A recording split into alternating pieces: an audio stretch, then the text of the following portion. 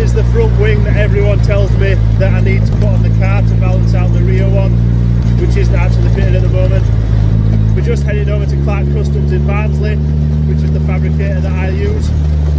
We're going to get the wing all mounted up and fitted, and then once that's all fitted we can tidy it up and make it look proper, and then it should all be done. So let's head over there.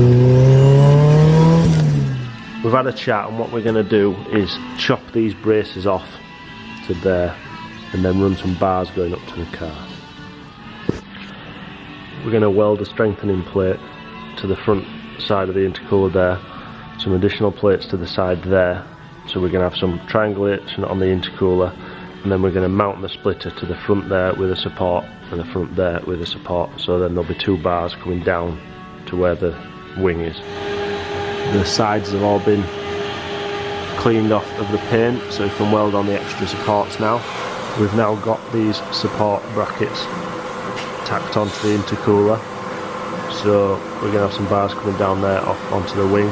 So now we're just going to add some additional support there in the back of the intercooler, just for the forces that are going to be pushed on it.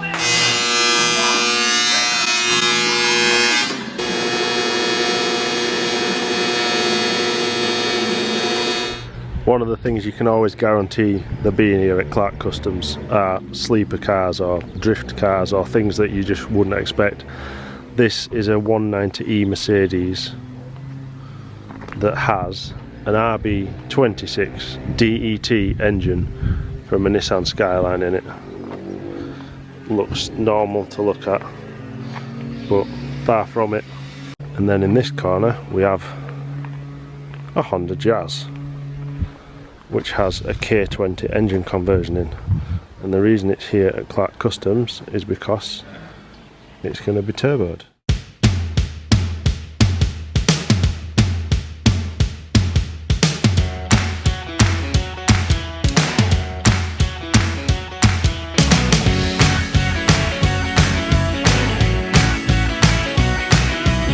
Back home now, the parts are all made, but we just need to get everything painted up, and then we can get it remounted on the car. So I'll talk you through the brackets that Jason's made, and then you can see how it's all going to work. This is the frame that is going to be used to mount off the additional brackets that we've put on the intercooler. Got your points there which mount to the wing. Those are some additional braces onto the wing. Got some support bars there, and then you've got some threaded ends that go into there that mount to the brackets on the side of the intercooler. So I'm going to get this all rubbed down and then get it painted up.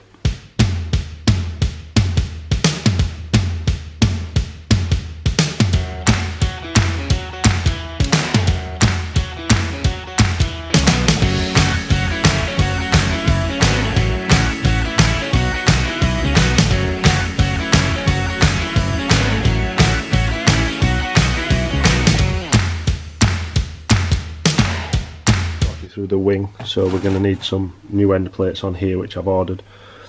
These obviously to lift the air over the wishbone, so that mounts to the end plate there, so we need to take this off. Those are the mounts that are originally on that were up to about that height, so we've obviously rounded those off, put some additional holes in there. That's where my brackets are going to mount to. You take this off, obviously repaint it. This is all bent and damaged, so I need to sort that out as well. So very much like I did with the rear one, I'm going to get this all taken apart, get it all rubbed down, get it primered, and then paint it black.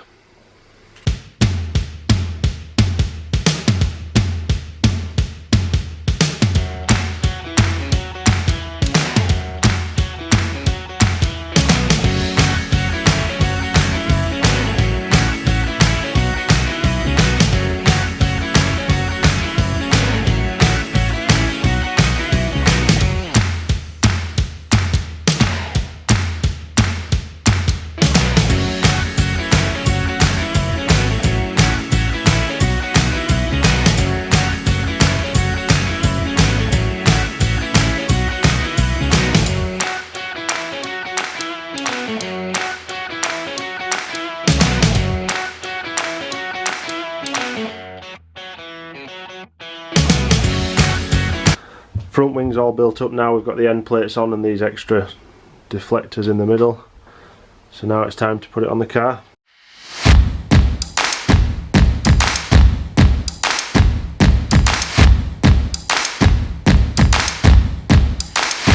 So So this is going to be the end result. Obviously it's all mounted onto the car.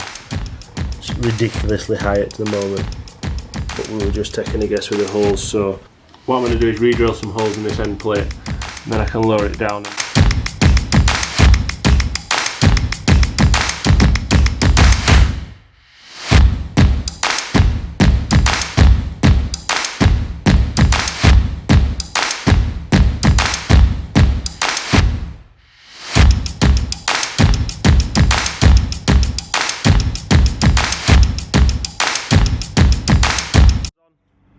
Right then, the front wing's on, but before I show it you, I just need to show you something else. This. I hadn't even got 3 metres off my drive before I whopped it into my garage door and knackered it. So that's already knackered. But anyway, let me show you the finished product.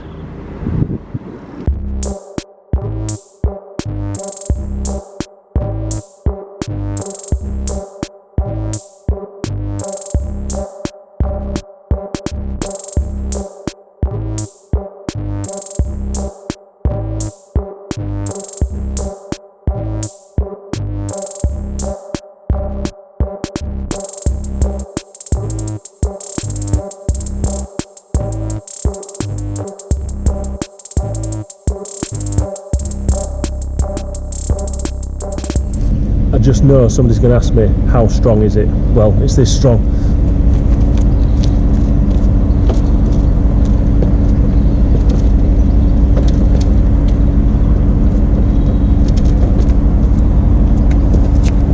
Strong enough? What do we think? Yes? No?